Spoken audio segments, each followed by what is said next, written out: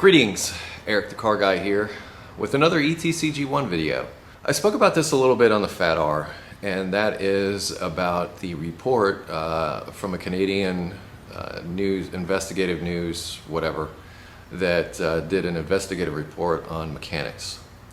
I'd also been sent a response by a viewer on my Facebook page about a written response by a technician who, took offense to that. And I'm going to say that I also take offense to that. Mainly because there are technicians such as myself and several more out there like me that are very dedicated to what they do and work very hard at doing the best job that they can do. And whenever a report like this comes out, it's something that is, I don't know, I take it personally. Because to me, all of you out there that do what I do, you're a part of the brotherhood, so to speak. In fact, I always had it as a rule, a personal rule, that like say for instance, if a customer brought me a car and I saw that maybe the workmanship or something of the people that had worked on it prior to me had actually caused the problem that the customer brought it to me in the first place for. I'm very careful just not to say bad things about other technicians, because we all have bad days, we all screw up. That's just how it is. So as a personal rule, I just try to, if you can't say something nice, shut the bleep up. That's the philosophy that I adopted. And here's the funny thing. Years ago, I had read somewhere that there were several groups that people had low public opinions of, and auto mechanics were on that list towards the top. I think they were like number 3 of the most disliked profession that was out there, but above that was lawyers and news reporters. So I guess they dug their own grave there. So if any of you out there are investigative news reporters, well, I mean, no offense to you, but when you start going after my profession and what I do, I do take exception. But more to the point, it's something that does happen. And I'm not going to say that there aren't unscrupulous people out there. However, in my experience, these people get weeded out relatively quickly, and it's not an investigative report that does it. I mean, think about it. In this day and age, we're all connected. We have our Twitter, we have Facebook, we have all kinds of social media that the minute we have a bad experience, if our coffee's too cold at McDonald's, somebody's going to know about it, okay? Those people don't really get a lot of business. I mean, you go to them once, they start getting a bad reputation, their business dries up, and that's kind of what I've seen. And I'm not saying it doesn't happen, I'm not saying they don't crop up someplace else, but your business in this business is based largely on your reputation. And me, I work very hard to keep and maintain my reputation, because that word of mouth is what gets me most of my business.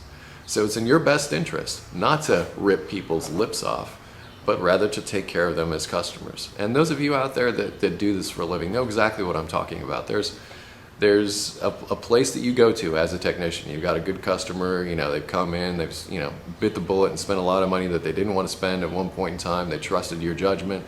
You gave them the best repair you possibly could.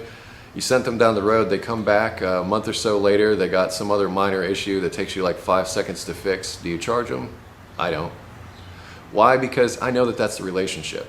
And like with a psychiatrist, like with your hairdresser, like with all those different people that we bring into our lives that we do business with, you become a part of that network, a part of that group.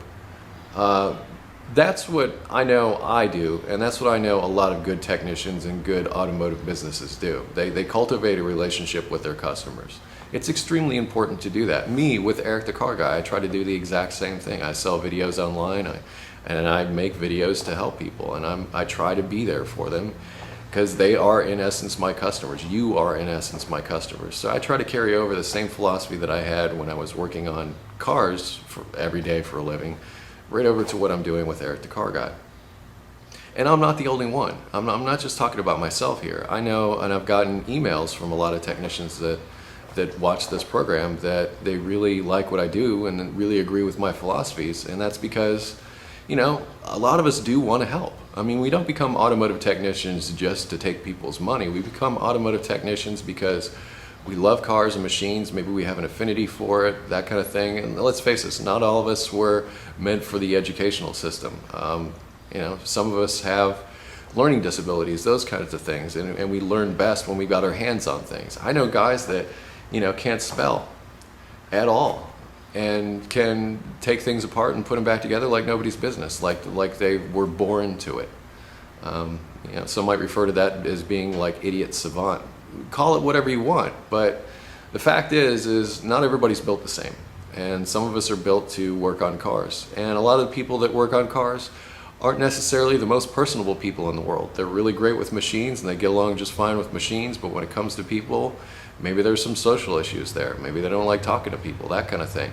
It doesn't mean they're bad at what they do. But I'm just a little sick and tired of these critical reports that come out constantly berating the automotive technician as just a group of rip-off artists. My entire life I've seen this, and I would just like to see for once them do an investigative report and show the shop that did really well. Give me the shop that was out there that actually took care of you.